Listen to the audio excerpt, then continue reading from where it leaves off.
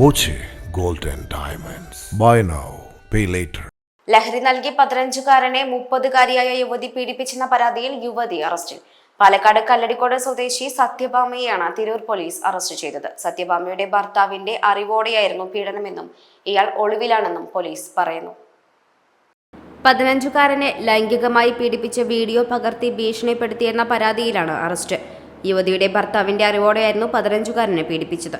ലഹരി വിൽപ്പനയ്ക്ക് കുട്ടിയെ നിർബന്ധിച്ചതായും പരാതിയിൽ പറയുന്നു. യുവതിയുടെ ഭർത്താവ് തിരൂർ BP അങ്ങാടി സ്വദേശിയായ സാബിക് ഒളിവിലാണ്. സാബിക്കും സത്യഭാമയും ലഹരിക്ക് അടിമകളാണെന്നും 15-കാരനും ലഹരി കൊടുക്കാൻ ശ്രമിച്ചുവെന്നും പരാതിയിൽ പറയുന്നു. ദൃശ്യങ്ങൾ കാട്ടി ഭീഷണിപ്പെടുത്തി പണം വാങ്ങിയിരുന്നു. സ്ത്രീകളുടെ നഗ്ന വീഡിയോ എടുത്തു തരാനും ആവശ്യപ്പെട്ടിട്ടുണ്ടെന്നും പരാതിയിലുണ്ട്. 15-കാരന്റെ വീട്ടുകാരുടെ പരാതിയിൽ തിരൂർ പോലീസാണ് യുവതിയെ അറസ്റ്റ് ചെയ്തത്.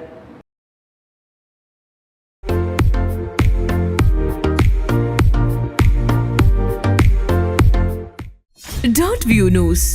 കാഴ്ചകളാണ് ലോകം. കണ്ടു തുടങ്ങുക.